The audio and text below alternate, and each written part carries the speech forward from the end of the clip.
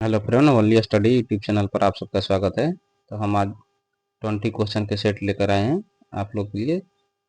I hope आप लोग इसको एंजॉय करेंगे और अपने प्रिपरेशन को थोड़ा इन्हांस करेंगे। देखते हैं पहला क्वेश्चन हमारा कोलंबस सुरक्षा सम्मेलन का सदस्य देश है। इसमें हमारा ऑप्शन है भारत, बांग्लादेश, श्रीलंका, पाकिस्तान। तो इसका करेक्ट आंसर है हमारा पाकिस्तान। हाल ही में बांग्लादेश को कोलंबो सुरक्षा सम्मेलन का आधिकारिक तौर पर सदस्य देश बनाया गया था। और बांग्लादेश ऐसा होने वाला 5वां देश है। यानी कोलंबो सुरक्षा सम्मेलन में कितने देश हैं? तो 5 देश हैं। ये 5 देश कौन कौन से हैं? भारत के साथ श्रीलंका, मॉरिशस, मालदीव और बांग्लादेश। ये हमारे 5 देश रहे। इसका मेन मकसद है जो हिंद महासागर के क्षेत्र हैं या इसे संलग्न जितने भी तटीय देश हैं उनके क्षेत्रीय सहयोग को बढ़ाना और जितने भी सुरक्षा के उद्देश्य हैं उनको साझा रूप से पूर्ण करना, प्रदूषण को रोकना, समुद्री खोज को और बचाव को प्राथमिकता देना। तो इस मनी म्यूल किससे संबंधित है? तो ऑप्शन हमारे गैर निष्पादित संपत्ति है। ये डिजिटल धोखाधड़ी और अवैध धन हस्तांतरण दिखाता है। ये अंतर्राष्ट्रीय लेन देन से संबंधित शब्द है या ये रियल एस्टेट से प्राप्त आय में कमी को दर्शाता है। तो इसका हमारा करेक्ट आंसर होगा ऑप्शन 2, यानी ये मनी म्यूल जो है डिजिटल धोखाधड़ी और अवैध धन हस्तांतरण को दिखाता है। मनी म्यूल किसको बोला जाता है? अगर समझे तो मनी म्यूल उसको बोला जाता है जब कोई पर्सन है जो आपको पैसे भेजता है और आपसे किसी और के अकाउंट में पैसे भेजवाता है। इस तरह से जो है आपको मनी म्यूल बोला जाएगा। ये आपके जो पैसे आपको कुछ बेनिफिट देकर, यानी मान लीजिए कि 1 लाख रुपये आपको ट्रांसफर करवाना है आपसे, तो ये बोलेगा कि 10,000 रुपये हम आपको दे देंगे और ऐसा कीजिए कि आप इसके अकाउंट में आप ट्रांसफर कर दीजिए, क्योंकि आपको भी काफ़ी इंटरेस्टिंग फाउंड होगा कि 1 लाख रुपये भेजने और 10,000 रुपये हमको दे रहा है। जो है इसके मनी म्यूल बन जाते हैं। जो डिजिटली ऐप हो सकता है कि ये किसी आतंकवादी संगठन का पैसा हो या किसी अन्य जो ऐसे कामों में संलग्न है जो इलीगल पैसे हो सकते हैं। तो इस तरह से देख सकते हैं कि इस पैसे को, इलीगल मनी को आपके थ्रू किसी और के अकाउंट में पैसे ट्रांसफर करवाना जाता है। तो इसी को डिजिटल धोखाधड़ी के तौर पर देखा जा रहा है।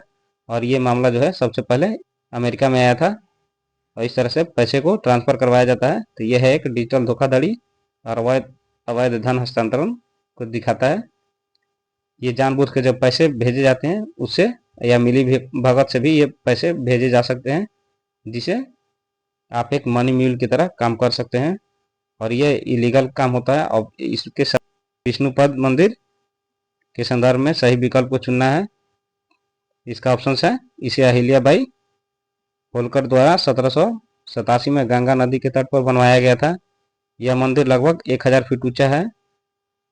नेक्स्ट है, यह फल्गु नदी के तट पर गया बिहार में स्थित है।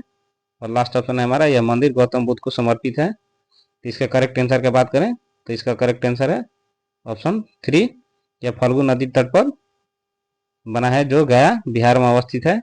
और ये मंदिर 1000 फुट नहीं 100 फीट ऊंचा है और इसको अहिल्याबाई होलकर द्वारा 1787 में बनाया गया था। लेकिन ये गंगा नदी के तट पर न होकर ये फल्गु नदी के तट पे अवस्थित है और ये भगवान विष्णु से संबंधित है। सम्राट अकबरकालीन कृषि से संबंधित शब्दावली नहीं है। पहला ऑप्शन है पोलज भूमि, दूसरा है बढ़ती भूमि, तीसरा है चाचर भूमि और चौथा है बंजर भूमि। इसमें से देखना है कि कौन सा शब्दावली जो है सम्राट अकबरकालीन कृषि से संबंधित नहीं है। तो इसमें से ऑप्शन होगा हमारा करेक्ट कोई नहीं, 5वां ऑप्शन। यानी पोलज भूमि की बात की जाए तो एक ऐसी भूमि होती है जिस पर प्रतिवर्ष जो होती है खेती होती है। बढ़ती भूमि उसको बोलते हैं, एक ऐसी भूमि होती है जिस पर खेती नहीं की जा सकती। और हमारा नेक्स्ट है चाचर भूमि। ये ऐसी भूमि होती है जिसमें 2 से 3 वर्ष तक पड़ती रहती है। यानी इस पड़ती भूमि का नेक्स्ट स्टेप है चाचर भूमि और चाचर का है बंजर भूमि। बंजर भूमि वो ऐसी भूमि होती है जो लंबे समय से पड़ती रहती है। ये जो शब्दावली है इस्तेमाल किए जाते थे अकबर के काल में। अगर थोड़ा सी और डिटेल में बात करें तो अकबर के कालीन जो है बटाई व्यवस्था चलती थी या बटाई व्यवस्था इसको बोलते थे, जिसमें उपज को जो निर्धारित होता था वो किसान और राज के बीच में बांट दिया जाता था। यानी तरह से फसल को दौनी के बाद होती है या काटकर बोझा जब बांधने के बाद जो होती है उसको राज और किसानों के बीच में बांट दिया जाता है, उसको बटाई या गलाबक्सी प्रणाली बोलते हैं।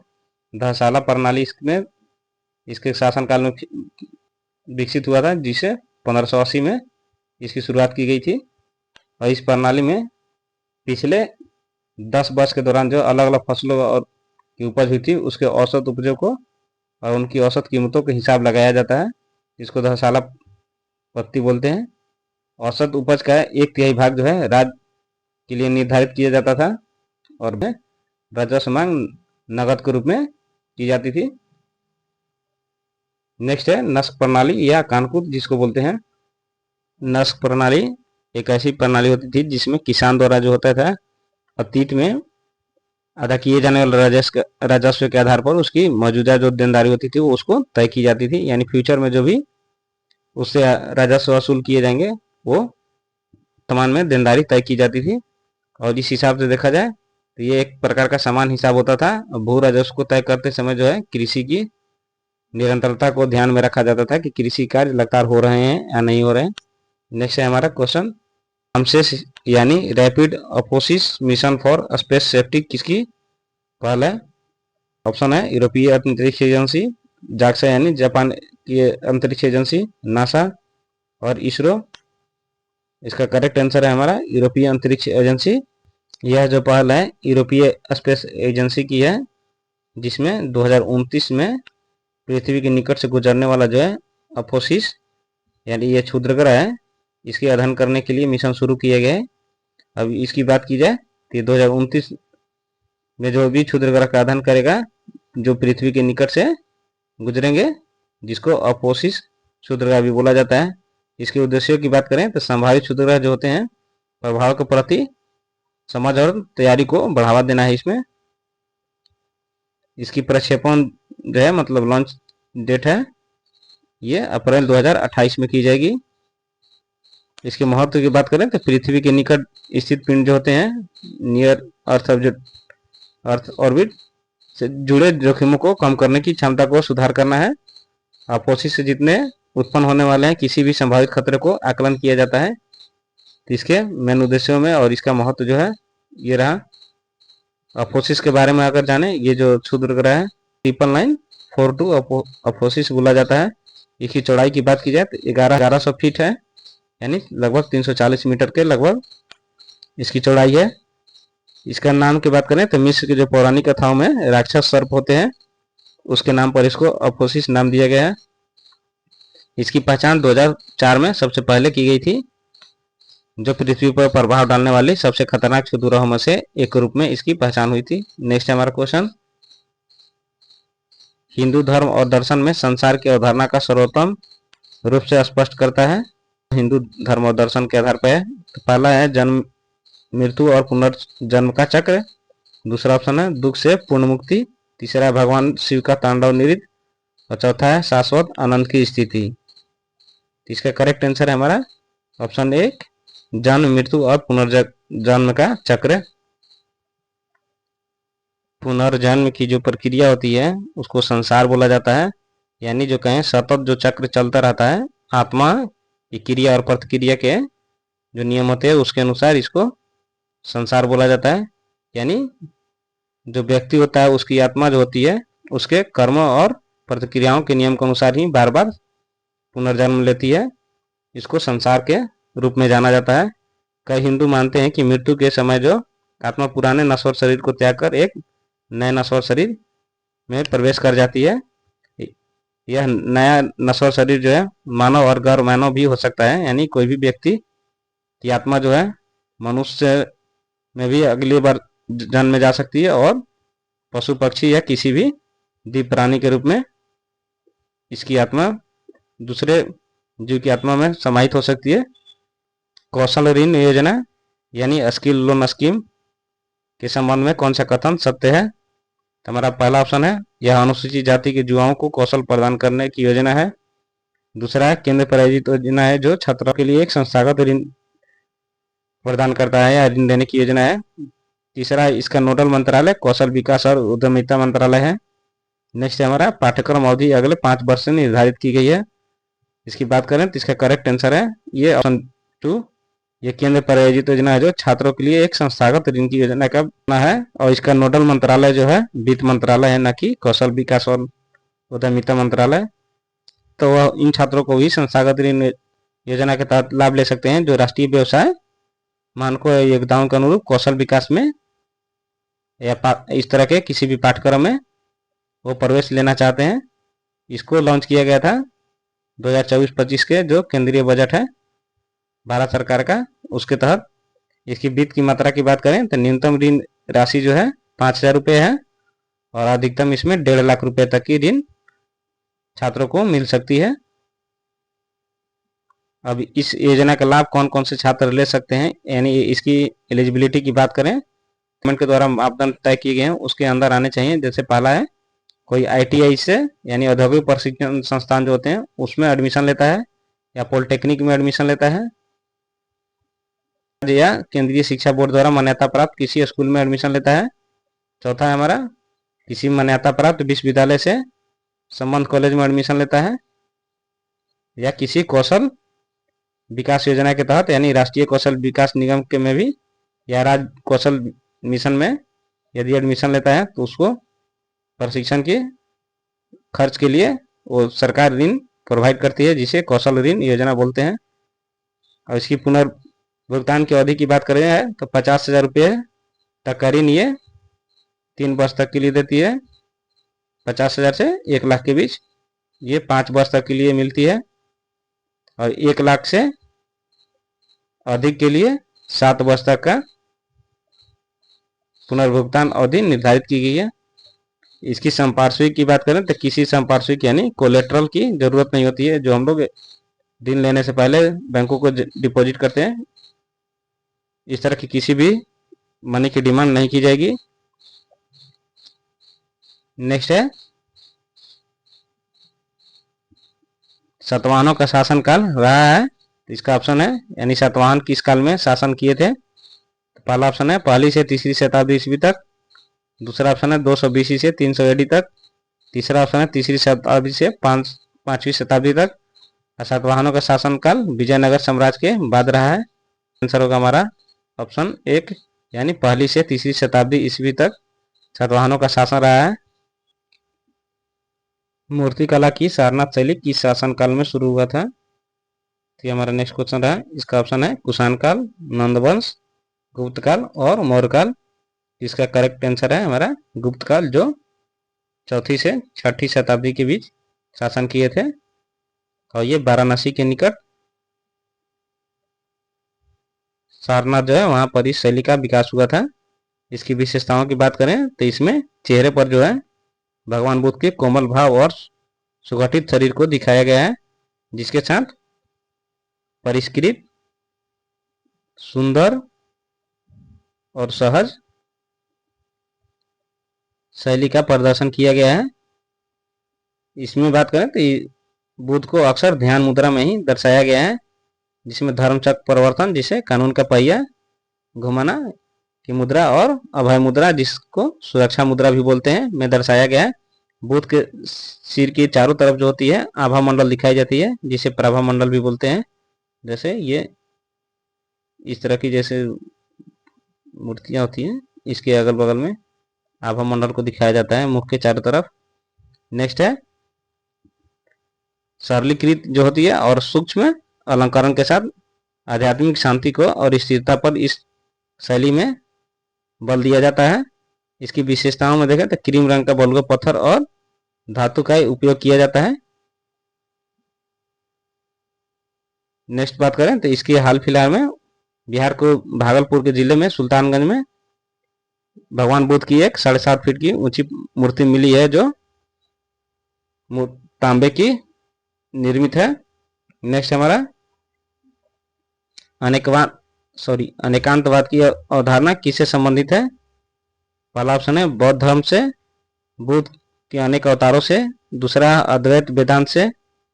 तीसरा है जैन धर्म से, चौथा है सांख्य दर्शन से। तो हमारा करेक्ट आंसर है जैन धर्म से। और इसको डिटेल्स देखते हैं। इसकी डिटेल्स में बात करें तो जो जैन धर्म में अनेकात्मवाद की जो सिद्धांत दी गई है, इसमें बोला जाता है कि कोई भी सत्य है या वास्तविकता है सभी के लिए समान होती है। हालांकि इस वास्तविकता का अनुभव और समझ जो है व्यक्तिगत दृष्टिकोण पर आधारित होता है और जो उसके व्यक्ति की संदर्भ और विचार के आधार पर ही ये भिन्न हो सकते हैं। जैसे इसका एग्जाम्पल देख सकते हैं कि कोई एक हाथी है, तो हाथी के जो भिन्न भिन्न लोग हैं उसके पैरों को छूते हैं तो बोलेंगे कि हाथी के जो है कि मोटे पैर होते हैं। दूसरे कोई पूंछ को छूता है तो वो बोलेगा कि इसके जो पूंछ होते हैं वो काफी पतले होते हैं। उसी तरह बात करें तो कोई सूंड छुएगा तो बोलेगा कि इसके पतले और मोटे सूंड होते हैं। इस तरह से देखें तो हर एक व्यक्ति हाथी की जो है विशेषता को वर्णन करता है, लेकिन ये पूर्ण सत्य ना होके अर्ध सत्य है या बोले तो वो आंशिक सत्य का दर्शाता है। जबकि सभी को मिला दिया जाए तो ये पूर्ण सत्य की ओर प्राप्त होता है। इसका बल यह होता है कि ये वास्तविकता तो एक ही होती है, लेकिन जो समझने की प्रवृत्ति है या इसको जानने की प्रवृत्ति है व्यक्ति की समझ पर निर्भर करती है और उसके संदर्भों पर निर्भर करती है कि किस तरह से व्यक्ति उसको देख रहा है। इस तरह से बोला जाता है कि अनेकांतवाद जो है आंशिक सत्य के साथ साथ पूर्ण सत्य की ओर ले जाता है। नेक्स्ट है हमारा क्वेश्चन, किस गुर्जर प्रतिहार वंश के शासन काल में पाल राजा धर्मपाल के साथ संघर्ष हुआ था? तो हमारा ऑप्शन है नागभट्ट प्रथम, दूसरा है वत्सराज, तीसरा है मीरबोध, चौथा है नागभट्ट द्वितीय। तो इसका करेक्ट आंसर है हमारा वत्सराज। गुर्जर प्रतिहार वर्ग की स्थापना जो है 8वीं शताब्दी में नागभट्ट प्रथम के द्वारा की गई थी और इसकी स्थापना जो है मालवा के क्षेत्र में हुई थी। गुर्जर प्रतिहार वंश जो है ये एक राजपूत वंश था जिसका एक उत्तराधिकारी वत्सराज हुआ। नागभट्ट प्रथम का उत्तराधिकारी वत्सराज है। यह उत्तर भारत के एक बड़े हिस्से पर शासन का विस्तार किया था। इसके साथ साथ ये पश्चिमी उत्तर प्रदेश में है कनौज, उसको अपनी राजधानी बनाया था। वत्सराज जो है विस्तारवाद नीति को फॉलो करता था और ये बंगाल तथा बिहार तक भी अपने क्षेत्रों को बढ़ाना चाहता था, जिसके कारण ये जो बंगाल और बिहार के पाल शासक थे धर्मपाल, उसके साथ इसका संघर्ष हुआ और शीघ्र ही ये जो है दक्षिण भारत में भी राष्ट्रकूट सम्राट जो है राजा ध्रुव, उसके साथ भी युद्ध में भागीदारी की, जिसे त्रिकोणीय संघर्ष बोला जाता है। यानी 3 शक्तियों के बीच संघर्ष हुआ। जो ये त्रिकोणीय संघर्ष है ये काफी वर्षों तक चला था, लगभग 150 वर्षों तक चला, जिसमें गुर्जर प्रतिहार वंश के साथ साथ पाल वंश और राष्ट्रकूट वंशों के बीच में संघर्ष चलता रहा। हालांकि कनौज पर अधिकार बनाए रखने के लिए गुर्जर प्रतिहार जो है उनको संघर्ष लगातार करना पड़ा। यानी जो कनौज जो राजधानी थी इस पर अधिकार बनाने के लिए हमेशा इनको युद्ध में संलग्न रहना पड़ा। नेक्स्ट हमारा क्वेश्चन, हिंदुस्तानी शैली शास्त्रीय संगीत की साक्ष्य किस काल से प्राप्त किए जाते हैं? यानी जो हमारे म्यूजिकल सिस्टम डेवलप हुए हैं इंडिया में, उसमें हिंदुस्तानी शास्त्रीय संगीत जो है इसके साक्ष्य किस काल से प्राप्त होते हैं, यानी किस काल में ये डेवलप माने जाते हैं? पहला ऑप्शन है दिल्ली सल्तनत, दूसरा है मुगल, तीसरा है गुप्त और चौथा है मौर्य काल। तो इसका करेक्ट आंसर है दिल्ली सल्तनत। और इसकी विशेषता की बात करें तो ये जो दिल्ली सल्तनत है 1253 से 1325 के बीच में इसकी स्थापना की गई थी, जिसमें अमीर खुसरो भी इस काल का एक प्रमुख संगीतकार रहा है, जिसने सितार और तबले का आविष्कार किया था। और नए रागों जैसे भी अमीर खुसरो को दिया जाता है श्रेय, जिसने नए रागों को डेवलप किया था। अधिकांश जो हिंदुस्तानी संगीतकार हैं अपने कुल को तानसेन से संबंध रखते हैं। तानसेन एक महान व्यक्ति था जिसकी संगीत में जादुई प्रभाव देखने को मिलते थे। और हिंदुस्तानी संगीत की शैलियों की बात करें तो इसमें कौन कौन सी हिंदुस्तानी संगीत शैलियां होती थी?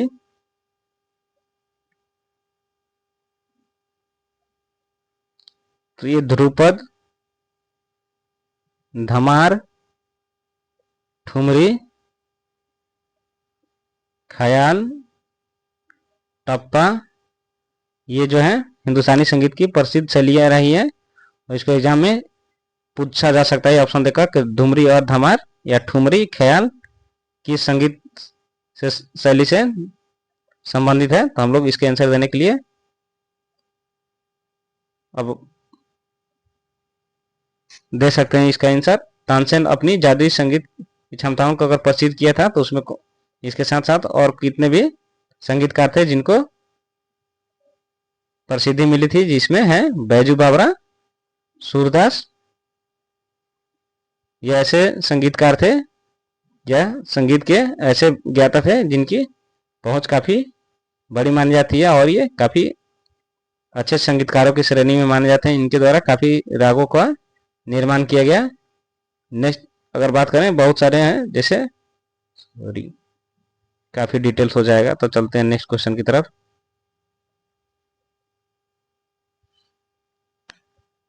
निम्न में से कौन से हिंदुस्तानी संगीत घराना नहीं है, यानी हिंदुस्तानी संगीत जो अभी हम लोग पढ़े उसका घराना नहीं है। तो पहला ऑप्शन है ग्वालियर घराना, दूसरा है किराना घराना, तीसरा है जयपुर घराना और लास्ट है मथुरा घराना।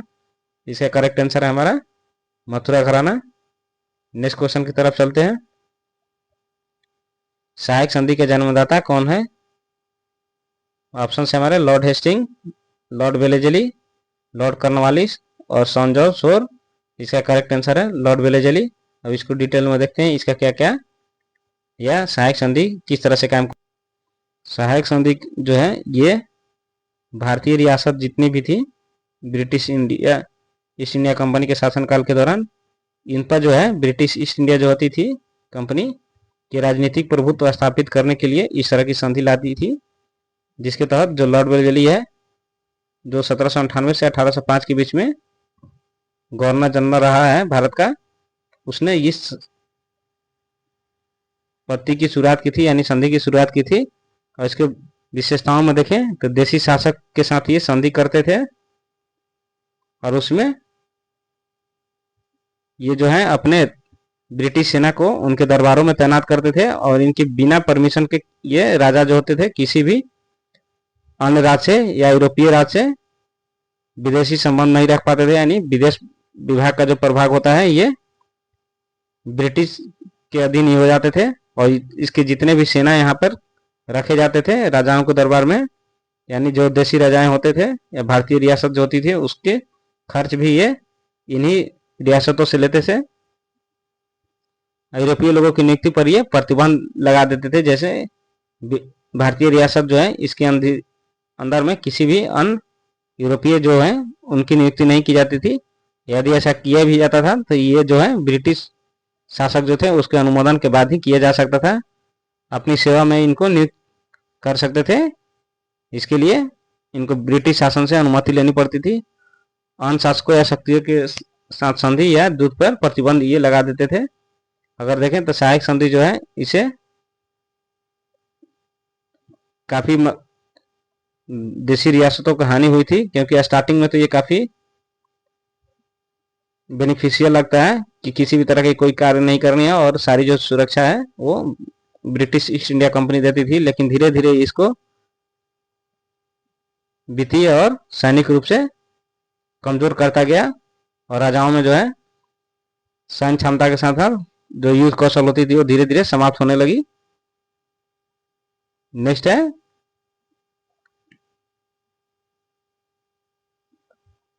इस संधि के अगर उद्देश्यों की बात करें सहायक संधि की, तो ये क्यों स्थापित की गई थी लॉर्ड वेलेजली द्वारा? तो ये स्थापित की गई थी जो भारतीय राजाएं थे उस पर पूरी तरह से ब्रिटिश का प्रभुत्व स्थापित हो जाए। अब भारतीय राजाओं को तात्कालिक सेनाओं को भंग करके उनके स्थान पर जो है ब्रिटिश प्रशिक्षित जो या ट्रेंड जो सैनिक थे उनके माध्यम से भारतीय सैन्य बलों पे नियंत्रित रखा जाए या उनको नियंत्रण में रखा जाए। भारत में जो फ्रांसीसी प्रभाव बढ़ रहे थे उसको रोका जाए। तो इस तरह के क्वेश्चन पूछा जा सकता है कि सहायक संधि जो है वो किस लिए लाए गए थे। तो इसमें मेन टॉप पॉइंट हो जाता है कि ये भारत में फ्रांसीसी प्रभाव को रोकने के लिए और उनके उनके साथ भारतीय रियासतें जी थी उनके गठबंधनों को रोकने के लिए इस सहायक संधि को लाया गया था। और इसमें जो भारतीय रियासतें होती थी, हस्तक्षेप का आश्वासन इनको ब्रिटिश के द्वारा मिलता था, यानी कंपनी सीधी तरीके से इनके राज्यों में आंतरिक मामलों में हस्तक्षेप नहीं करने का वादा इन देशी रियासतों को देते थे। नेक्स्ट हमारा क्वेश्चन 15 नंबर, किस गवर्नर जनरल द्वारा रेलवे में यात्री रेलगाड़ियां, इलेक्ट्रिक टेलीग्राफ, एक समान डाक सेवा का प्रारंभ किया गया? तो इस तरह से देख सकते हैं जो 3 इंपॉर्टेंट कार्य किए गए हैं ये किसके काल में किए गए थे, जो गवर्नर जनरल रहा था। तो हमारा ऑप्शन है लॉर्ड कर्जन, दूसरा है लॉर्ड इरविन, तीसरा है लॉर्ड डलहौजी, चौथा है लॉर्ड लिनिथ्स। हमारा इसका करेक्ट आंसर है लॉर्ड डलहौजी के दौरान, जो 1848 से 1856 के बीच में रहा था। इसके शासनकाल में रेल यात्रियों के लिए रेलगाड़ियां चलाई गई, इलेक्ट्रिक टेलीग्राफ के चलन बढ़ा और एक समान डाक सेवा का प्रारंभ किया गया। तो छोटे से संक्षेप में देख लेते हैं ये जितने भी गवर्नर जनरल हैं, जैसे लॉर्ड कर्जन, लॉर्ड इरविन और लिलिथ को, इनके कार्य क्या है। लॉर्ड कर्जन का काल जो था 1899 से 1905 के बीच में रहा था। इसके शासन काल में देखें तो कौन कौन से काम किए गए थे। तो 1902 में जो है पुलिस आयोग का गठन किया गया था, जिसका अध्यक्षता जो है एंड्री फ्रेजर नाम ने किया था। विश्वविद्यालय आयोग की स्थापना हुई थी 1902 में। अब भारतीय विश्वविद्यालय अधिनियम पारित हुआ था 1904 में। नेक्स्ट है प्राचीन स्मारक संरक्षण अधिनियम जो है 1904 में पास किया गया था। और बंगाल का जो विभाजन है 1905 में किया गया था, जो काफी इंपॉर्टेंट हो जाता है कि ये बार बार एग्जाम में पूछा जाता है कि बंगाल के विभाजन के समय कौन सा गवर्नर जनरल था। तो ये था लॉर्ड कर्जन। नेक्स्ट है रेलवे बोर्ड की स्थापना जो है इसके दौरान ही की गई थी 1905 में। अब कर्जन किचनर जो विवाद है, कर्जन किचनर विवाद इसके शासनकाल में ही हुआ था। ये तो नाम से भी पता चल रहा है कि कर्जन इसमें इन्वॉल्व है। और तिब्बत में जो है यंग हस्बैंड मिशन भेजा गया था 1904 में। इसी के शासनकाल में ये मिशन को तिब्बत भेजा गया था, जहां पर जो रूस की जो है प्रभुत्व को कम करने के लिए लॉर्ड कर्जन द्वारा इसके अग्रगामी सोच का प्रतीक के रूप में देखा जा सकता है कि इसने वहां पर यानी तिब्बत में किसी भी तरीके से रूसी प्रभाव को कम करना चाहा था। हालांकि इसमें बाद में ये विफल रह गया था। नेक्स्ट है क्वेश्चन, सॉरी लॉर्ड इरविन, इसका शासनकाल जो है 1926 से लेकर 1931 के बीच में रहा था। और जो साइमन कमीशन है 1928 में भारत आया था, इसी के शासनकाल के दौरान आया था, जिसको भारतीयों ने काफी तीव्र विरोध किया था, जिसमें जो हमारे लाला लाजपत राय हैं उनकी मृत्यु भी हो गई थी। इसकी टाइम में ही एक लखनऊ में सर्वदलीय सम्मेलन किया गया था, जिसमें भारतीय संविधान के रूपरेखा तैयार करने की बात की गई थी, जिसे नेहरू रिपोर्ट के नाम से भी जाना जाता है। इसने यानी इसके शासनकाल में 1927 में बटलर समिति आई थी, यानी हार्टोग बटलर समिति आई थी, जो देशी रियासतों के संबंध से रिलेटेड है। और लाहौर में पुलिस अधीक्षक जो था सैंडर्स की हत्या इसी के शासनकाल में हुई थी। और दिल्ली में बम विस्फोट जो हुआ था 1929 में, जो भगत सिंह के द्वारा किया गया था, वो भी इसके शासनकाल में हुई थी। लाहौर षड्यंत्र केस भी इसी के शासनकाल के दौरान चला था, जिसमें जतिन दास की मृत्यु हो गई थी 1929 में, जो 64 दिन के लगातार भूख हड़ताल पर रहे थे। और दिल्ली में ट्रेन में विस्फोट किया गया था, वो 1929 में, जो इसी के शासनकाल के दौरान हुआ था। कांग्रेस का जो लाहौर अधिवेशन हुआ था 1929 में, उस समय भी यह गवर्नर जनरल रहा था, जहां पर यह पूर्ण स्वराज की मांग की गई थी। और सविनय आंदोलन जो हुआ था उस समय भी यही गवर्नर जनरल रहा था, जो मार्च 1930 में किया गया था महात्मा गांधी के द्वारा। नेक्स्ट है लॉर्ड इरविन के समय ही दीपावली घोषणा की गई थी 1929 में। और प्रथम गोलमेज सम्मेलन का कांग्रेस द्वारा बहिष्कार किया गया था 1930 में, तब भी ये गवर्नर जनरल भारत का रहा था। एक नेक्स्ट समझौता हुआ था जो काफी इंपॉर्टेंट है, यह है गांधी इरविन समझौता। और इसके साथ साथ जो है सविनय अवज्ञा आंदोलन को स्तब्ध कर दिया गया था। इसी गांधी इरविन समझौता के लिए क्रिटिसाइज किया जाता है गांधी जी को, क्योंकि इन्होंने जो है भगत सिंह राजगुरु और सुखदेव के फांसी को माफी के लिए किसी भी तरीके की प्रेशर नहीं डाला गया था ब्रिटिश गवर्नर पर। ऐसा आरोप इन पर हमेशा से लगता रहा है। नेक्स्ट है हमारा लॉर्ड लिंथको। तो इसका शासनकाल जो है 1936 से 1944 के बीच में रहा था। और इसके शासनकाल में देखते हैं कौन कौन से काम हुए थे। तो कांग्रेस द्वारा जो है पूर्ण बहुमत की प्राप्त की गई थी, जो प्रथम आम चुनाव हुआ था। यह भी एग्जाम में क्वेश्चन पूछा जाता है, प्रथम आम चुनाव कब हुआ था। तो ये हुआ था 1936-37 में, जिसमें कांग्रेस को पूर्ण बहुमत प्राप्त हुआ था। अब द्वितीय विश्व युद्ध का आरंभ जो हुआ था 1939 में, उसके कारण कांग्रेस सरकार के द्वारा इस्तीफा दिया गया था, यानी त्याग पत्र दिया गया था। यह भी लॉर्ड लिंथको का समय ही काल था 1936 से 1944। और कांग्रेस के 51वां जो अधिवेशन था, जिसकी अध्यक्षता सुभाष चंद्र बोस ने की थी 1938 में, जिसे फॉरवर्ड ब्लॉक की स्थापना भी 1939 में इसी के शासनकाल के दौरान हुआ था, जो सुभाष चंद्र बोस के द्वारा किया गया था। और मुस्लिम लीग के लाहौर अधिवेशन जो हुआ था मार्च 1940 में, जिसमें पृथक पाकिस्तान की मांग की गई थी। तो इसका भी काल लॉर्ड लिंथको का ही था, जिसमें ये गवर्नर जनरल रहा था। और अगस्त प्रस्ताव की घोषणा हुई थी 1940 में, उस समय भी ये वायसराय रहा था, जिसे कांग्रेस और मुस्लिम लीग दोनों ने अस्वीकार कर दिया था।